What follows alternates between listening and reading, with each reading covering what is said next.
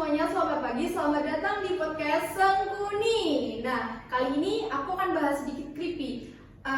Kita akan bahas sedikit tentang Malam Satu Suro. Jadi apa sih Malam Satu Suro itu? Sejarahnya, Malam Satu Suro dalam satu suro itu ditetapkan oleh Sultan Agung Hayokrokusumo untuk menyatukan rakyat di Jawa demi membela kemerdekaan di Batavia.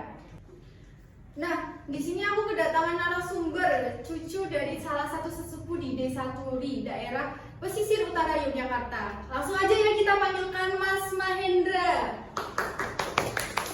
Selamat pagi Mas. Pagi. Jadi gimana kabarnya nih Mas Mahendra? Apakah baik-baik saja? Alhamdulillah baik. Oke, langsung saja ya di materi ya. Boleh langsung saja nggak apa. Jadi kita kan lagi bahas kemarin kan sempat Malam Satu Suro ya. Ya benar. Jadi apa sih itu Malam Satu Suro menurut Mas Hendra sendiri?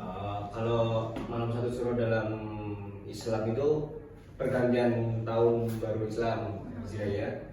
Kalau di kejawen itu harinya para makhluk gaib gitu, perayaannya gitu, Para pestanya pesta.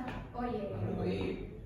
Nah, di Malam Satu Suro itu tuh biasanya tuh ngapain aja sih?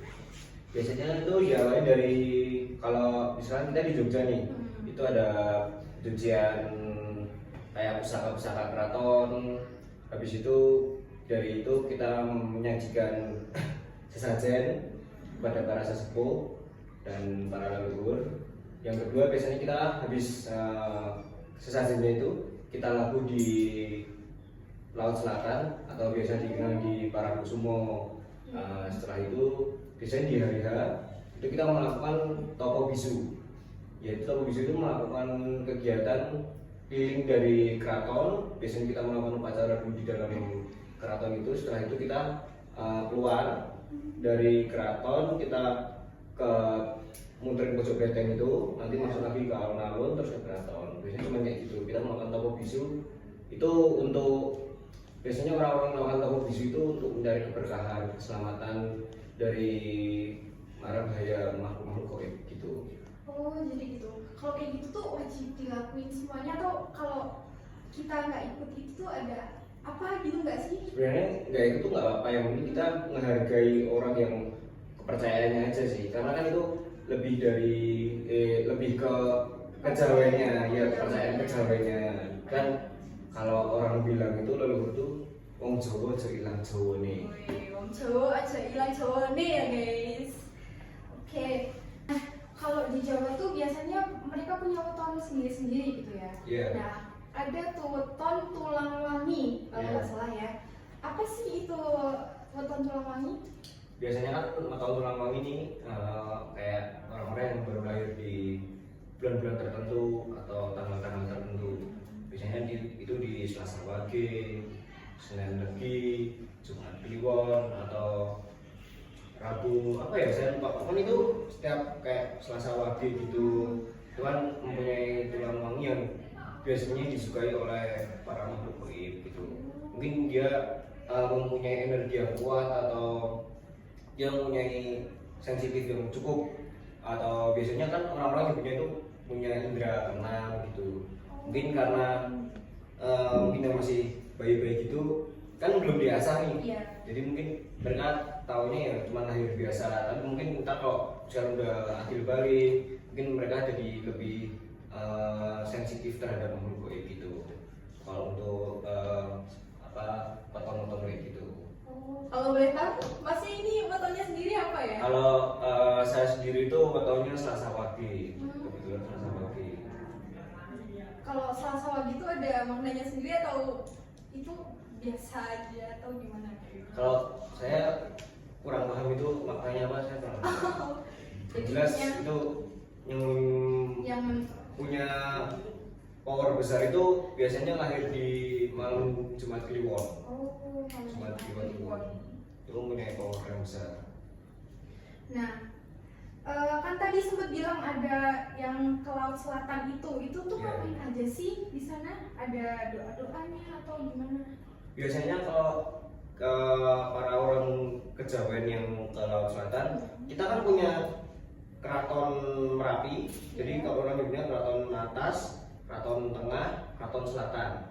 Itu kalau keraton atas itu Merapi, keraton tengah itu keraton Jogja itu yang di alun-alun itu, Oh, iya, tahu? iya. Ya itu.